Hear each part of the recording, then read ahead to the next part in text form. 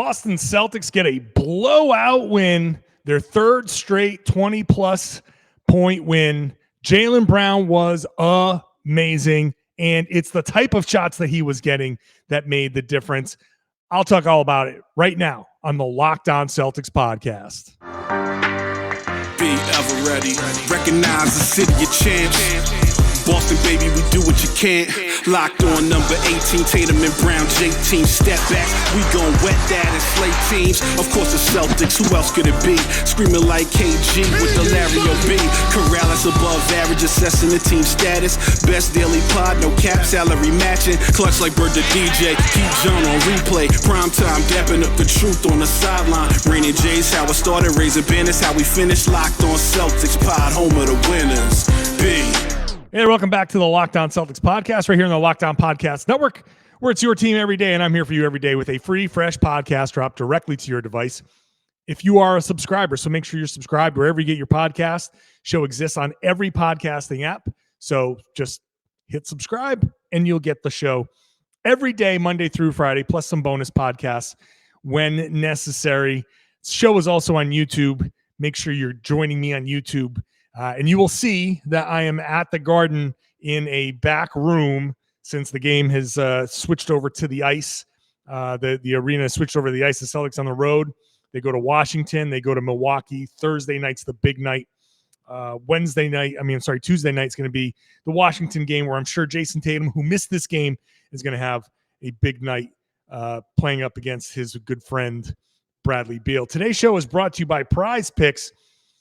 First-time users get a 100% instant deposit match up to $100 with the promo code Locked On. That's PrizePicks.com. Promo code Locked On. So the Celtics get the big win here, 137-93. The Celtics outscored the San Antonio Spurs. Was it 69-30? Oh, I forget what the number is. Let me see. I got it. Don't worry. I got it. 69-35 to break this thing wide open in the second half. So I'll talk about the Celtics kind of understanding where they are and how they screwed things up. I'll talk about that later on. I'll talk about how they did a smart thing by not playing Jayson Tatum here. But I really got to start with Jaylen Brown. Not much to talk about in a game like this where you just demolish a team, right? The Spurs did a great job early on. The Celtics defense was not good in the first quarter. They made some mistakes. They doubled when they shouldn't have. I think they helped when they shouldn't have. Overhelped. They just a little undisciplined there with the defense, and that cost them. And look, the Spurs, give them credit. They were making a ton of shots early on, and they were making the Celtics pay. Basically, every mistake the Celtics made, the Spurs made them pay. And they had a lead. Despite Jaylen Brown's 15 points in the first quarter, they had a lead there. But the Celtics were able to kind of shut that down. They had an 11-0 run and I think a 13-2 run, both in the second quarter. Malcolm Brogden was huge there, especially in that second quarter, distributing a lot, hitting shots. And after that, in the third quarter, about 3-4 minutes in, the Spurs had chances to cut the lead down to 3. And then Al Horford, he was the unsung hero of this game. Al Horford in the third quarter had a couple of blocks, a couple of three-pointers. Next thing you know, it was a 6-point game. It went to a 9. It went to 14. It went to 18. The Celtics just kept piling it up. And next thing you know, it was a 24-10 run to close the third quarter. Celtics not really closing third quarter strong or closing quarters strong, but they came out in this one and closed that third quarter out strong. Derek White, 3 straight threes. Boom, boom, boom. Beginning of the fourth quarter, and that was it. That's a wrap. All of a sudden, it got to 30 points like in a hurry. It really, I could see, I didn't see any Spurs people do it, but you could have done the Anchorman, that escalated quickly gif And because that's what happened. It went just from single digits to double digits to 20 points to 30 points, and it ended up being 40 points by garbage time. So the Celtics, I don't think there was a bad effort necessarily. I think it was a little undisciplined. I was afraid of the Celtics taking the Spurs a little too lightly. This was, I don't want to say if it was a trap game, but a letdown game for sure. And this is where I think not playing Jayson Tatum was actually smart. Because now all of a sudden you do two things. First of all, the team is like, oh, okay, we don't have one of our guys that we rely on, which means when Jaylen sits, it's going to be one of our other guys. We're going to have to step up.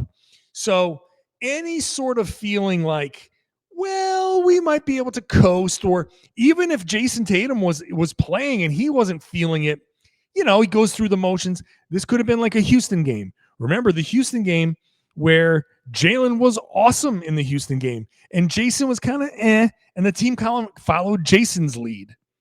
And so that was the potential for this game. This had a strong potential for the Celtics if Tatum had played and if Tatum wasn't completely focused, if there was a little bit of a letdown there.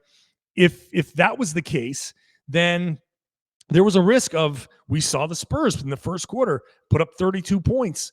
That could have been much worse for the Celtics. So when you don't play Tatum in this scenario, you give him the day off. They said it was his hip from the fall the other day, but really it was just a day off. You now put the onus on, first of all, the role players to step up. Those guys have to make sure that they're playing, they're on point. But then you also give Jaylen Brown basically the keys to the car. You give Jaylen Brown, you say, hey, man, you've been cooking since the All-Star break. Here it is. Here's a little bit of a reward for you. Here's it's free food. It's a buffet. It's the Spurs. They're terrible on the road. They're terrible defensively. They're not big. There's no rim protector. So go nuts. Here you go. Have fun. Sure. So they give Jaylen the opportunity to just have 36 minutes of let's just go nuts. Let's just go crazy. And he took full advantage of it. And considering all of the stuff that with the Times article and with the Ringer article and with all the conversations that have been going on back and forth with that, it's actually kind of cool that the Celtics gave him this opportunity. And I think actually kind of cool that Joe Mazzulla let him get that 41. I know some of you are going to sit there and say, what are you talking about? You let him stay in there, risk injury, and run up the score? You know what? Jaylen, there are certain things that might be a little bit more important than that. And Jaylen getting his 41, Jaylen hearing it from the crowd, the standing ovation, feeling that love, feeling like, hey, you know what? Joe's got my back. My team's got my back. Whatever might be going on the outside, whatever might be going on business-wise, my team's got my back. I like these guys. I like these people that I work with. And I think that's an important element here. Let me get more into Jaylen Brown next, because what he did in this game is a continuation of what he's been doing.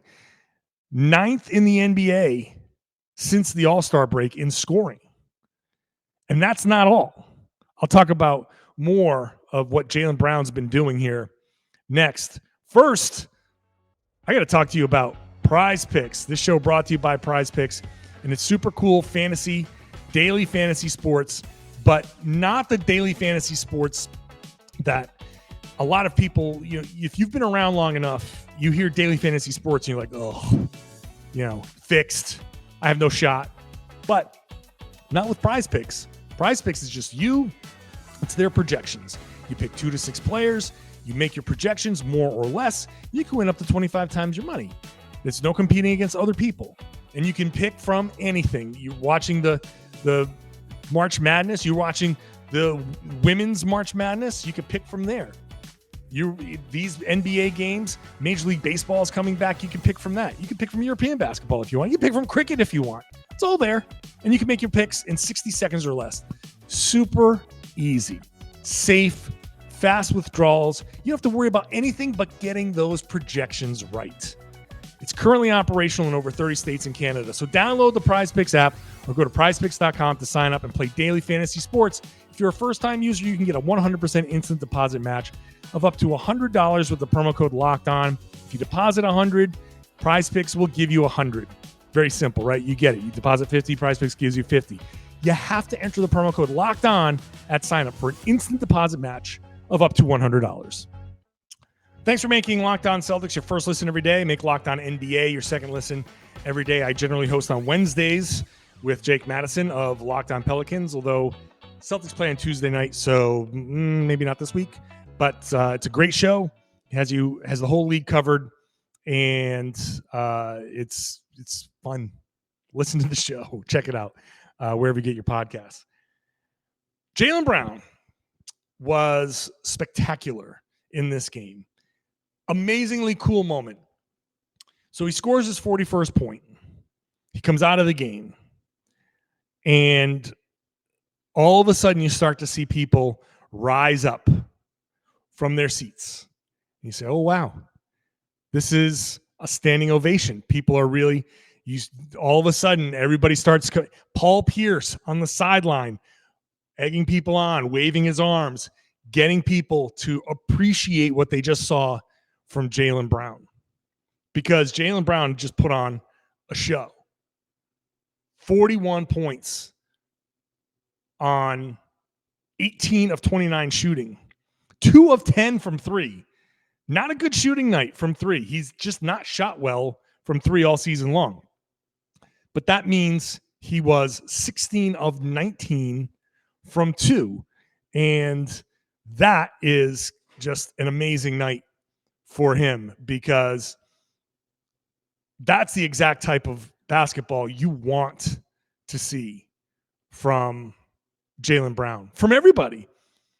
You want to see that type of attacking basketball where the ball moves, and when the ball moves and the right guys get the ball in the right spots, guess what? The good things happen. The right things happen. Jaylen Brown, 13 of 15 in the restricted area, 15 of 17 in the paint. And after the game, Joe Mazzulla saying, hey, this dude is creating a lot more. He's reading the game a lot better. You can look at one thing that I highlighted on Boston Sports Journal was his rim reads. And, that's something you might have heard if you listen to Joe Mazzulla enough. You hear him talking about the rim reads. What's a rim read if you don't know? It's basically, you get to the rim and you're reading, what am I supposed to be doing here? And it's a very difficult thing to do, because it's kind of like you've gotten to your final destination. Here I am at the rim. I am now, you've dribbled, you've gathered, you're ready to jump. This is kind of like the final part of it, except it's not, because you still have to read, where's the help coming from? Where are my teammates? Who is in front of me? Can I finish this? Is somebody going to block me? Am I going to be at risk of, taking a very difficult contested layup? I talk about getting to the rim all the time. Obviously, I think, and I believe in the hierarchy of layups, free throws, three-pointers. That's how it's supposed to go.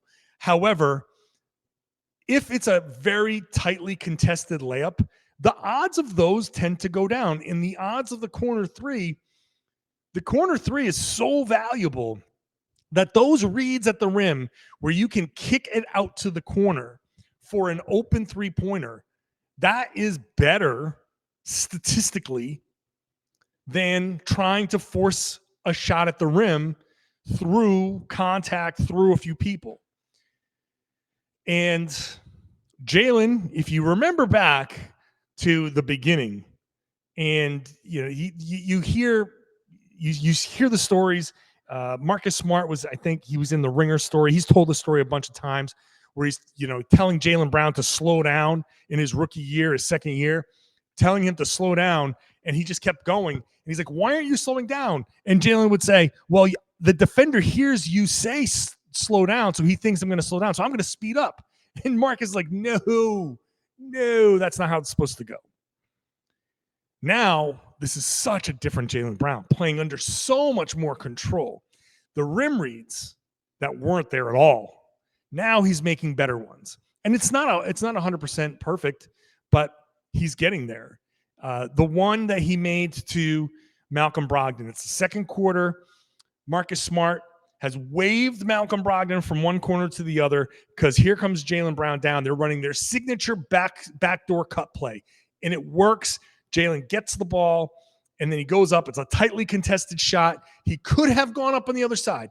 I could easily see when I look at it, he could have gone up and tried a reverse layup on the other side, but he kicks it out to Brogden in the corner. Easy three-pointer. That's what you're supposed to do. That's part of where Jaylen Brown makes is making his strides. Those types of plays. That's something that for Jaylen, that makes him so much more dangerous. When you can make those plays, then you become a much better player because now the defense knows, okay, we have to be aware of everything. And that makes him much more dangerous because if the defense has to be aware of everything, maybe the help doesn't come over or doesn't come over as quickly. And so that's a nice evolution for Jaylen Brown. 9th in the NBA in scoring since the All-Star break. Only 4 of the people in the 9 have a better field goal percentage than Jaylen Brown. His shooting since the break is up 2.5%. His three-point shooting is up more than 5.5%.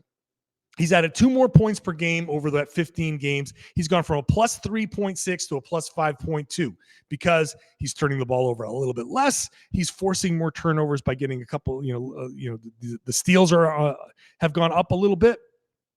So just in general, Jaylen Brown has been a significantly better player. He has been Boston's best player since the All-Star break. The Celtics have not, Jaylen Brown, Jayson Tatum has been inconsistent since the break. And where are the Celtics now? The Celtics they've won 3 straight games. They've won 3 straight games by at least 23, something they haven't done since 1963. Shout out to Taylor Snow, who works with the Celtics, tweeting that out. So Jaylen has stepped up. Jaylen has made a huge push. Malcolm Brogdon after the game said he's going to be all NBA. No doubt. No doubt he's going to be all NBA. And this is what you need to do. This is the push that you're supposed to make. If you really want that, it's what have you done for me lately? And it's hard to ignore. And the narrative is starting to go really a lot in Jaylen's favor. It's another reason why this Tatum thing, having Tatum sit this game helps Jaylen because Jaylen now, without Tatum in this game, you say, well, without Tatum, yeah, it's the Spurs. We know it's the Spurs, but this is a team that just lost to the Rockets not that long ago. They go out there against the Spurs and wax them by 40 without Tatum. That's amazing. So it just adds to the narrative of course he's one of the 15 best players in the NBA. When it comes down to a tiebreaker, you say, hey man, the Celtics were scuffling and it's Jaylen Brown post All-Star break. Jaylen Brown has been awesome in these last 3 games. With the Celtics turn things around. Now, if the Celtics go out and beat the Wizards and beat Milwaukee, all they need, if they beat Milwaukee, and all they need to do is keep winning. They'll need to close out perfect, which is hard to do, but they can do it if they keep winning. They just need Milwaukee. They need to beat Milwaukee, and they need Milwaukee to lose one more game somewhere in that mix. They just need Milwaukee to lose one more game, and they can get to that top seed. And then all of a sudden the narrative becomes, The Celtics struggled. Jaylen Brown was crazy hot. He got them back on track because this is like the culmination. They are back on track. And if the Celtics get that top seed, you say, hey, man, we can say Tatum all we want, but Jaylen has been the guy down the stretch. So, yeah, I'm putting Jaylen Brown over certain guys. That's how you get all NBA. I still think the Celtics should be campaigning. Are the Celtics really back? Do you think the Celtics are really back? I think they're back. I'll explain why. I'll also explain why they understand that they messed up. They know full well that they messed up. That's next. First, let's talk about Built Bar. And Built Bar March Madness. The Built March Madness bracket is going on right now at BuiltMarchMadness.com. Vote for your favorites. I'm going salted caramel, but you can go check out your favorite bar or puff. You'll be voting for that bar. Support your team, support your bar or puff. Go and vote. Really, the best reason to vote is you'll be entered into a drawing where 50 Locked On listeners get a free box of Built. Not only that, one Locked On fan gets a 12-month subscription to Built to have Built's best bars or puffs delivered monthly straight to your door. Trust me, that's a huge win. That's a huge win. You got to try Built. It's the best protein bar ever. Delicious, covered in 100% chocolate, low calorie, high protein, low sugar, and that's just exactly what you want. It's great for a snack. It's great if you're working out. It's great for a meal replacement. It's really, you can use Built Bar and make it part of a very healthy diet. So go to BuiltMarchMadness.com right now. Vote for your favorite bar or puff. Pick up a box while you're there. You can vote every day in March. You're running out of time. March is almost over. Hop in, support your pick. The Boston Celtics are back, baby. They're back. I think they're back. And you say, John, why are you saying that they're back? Don't jinx them. First of all, jinxes do not exist. Second of all, John, they beat the Kings on their 5th game in 7 nights. They beat the Pacers. They beat the Spurs. So? Well, so what? The Kings in that situation, first of all, still a tough offense. That was still a tough game. That's a tough offense to stop. They did a great job. Their defense against Sabonis was incredible. The Pacers, not a good team, but still trying to fight. Some good talent. Tyrese Halliburton, he played. Spurs, not great. You beat them by 40. One of the main criticisms that I've heard is the Celtics play down to competition. Championship teams don't play down to the competition. Championship teams blow those teams out of the water. Well, the Celtics now have 3 straight blowout wins. 3 straight wins, the type of wins they haven't had since 1963, 60 years ago. So all of those other great teams haven't had this dominant a stretch over 3 games. Now, it's only 3 games, but if we're talking about championship teams go against these bad teams or these teams in tough situations, no mercy, beat the crap out of them. Guess what? The Celtics, they didn't play down. It's the number one problem for the Celtics. No one has a concern. When they play the Bucks on Thursday, no one will be concerned about whether they'll come out and play well. No one is ever concerned if the Celtics play well against Philly or Denver or any of those good teams. They always get concerns about the Spurs. Someone tweeted at me, time to watch the Celtics disrespect the Spurs and, basically piss away all the good stuff that they did. No, they didn't. They had a tough start defensively. They didn't come out with the best focus defensively, but they turned it around and they walloped them. That game, like I said, went from 6 to 30 in a blink. Half a quarter, boom, 30. So this is the level of focus, and more so, this is the style of play that the Celtics need to be exhibiting. This is the style of play that we need to see from the Celtics. They did another great job in this game, attacking the rim and then getting threes off of that. 44 3-pointers. I didn't see a single complaint about the Celtics jacking threes in this game. Not one. But they took 44 of them. That's a lot of 3-pointers. And they made 41%. But the Celtics took 44. That always draws complaints, but not in this one because they came within the flow. They came in the style that the Celtics normally want to play. So I'm excited about this. I think this is a legitimate turnaround. I have to acknowledge here what Malcolm Brogden said, who I think Malcolm is like the only honest guy sometimes on this roster. He said, when Milwaukee took the number 1 seed from us after the break, it was sort of a shock to us that we had dropped because we had created some separation between us and them.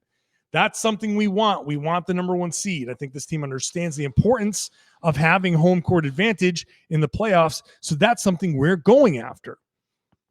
Like, thank you. I knew that this was the case. I knew that they were kind of like, what the hell happened here?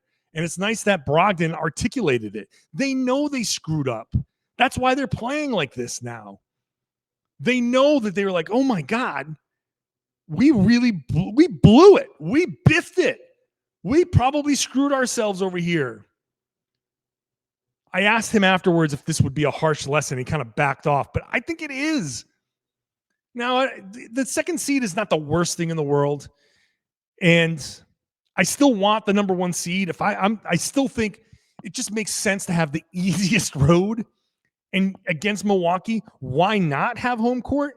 I can understand the argument of, but it doesn't matter. If you play Philly, so what? If you play Milwaukee, as starting on the road, like, so what? The Celtics are a great road team. Like, yeah, I get that. And I don't disagree. I don't disagree at all. If the Celtics get the 7th seed, one of the play-in tournament teams at this point, Miami, looks like they're going to hold on to the 6th seed. So I don't care about any of those play-in teams. That should be a walk. But Philly in the 2nd round, I get it. Celtics have, the right matchups. Sixers cannot defend Boston at all. But I still would prefer not to face Embiid and Harden, even though I know their history in the playoffs. I still would prefer not to. Because they're Embiid and Harden. I think at any point they can figure something out. But also, all the other stuff I just said is 100% true. So I get that. Celtics could beat the Sixers in 5 or 6 games. So that's not the worst thing in the world. And starting on the road in Milwaukee, Celtics are a great road team. You steal one of the first 2 games, boom, you get home court back, done. But I still think that you just prefer to just make the road as easy as possible. But they understand what they did wrong.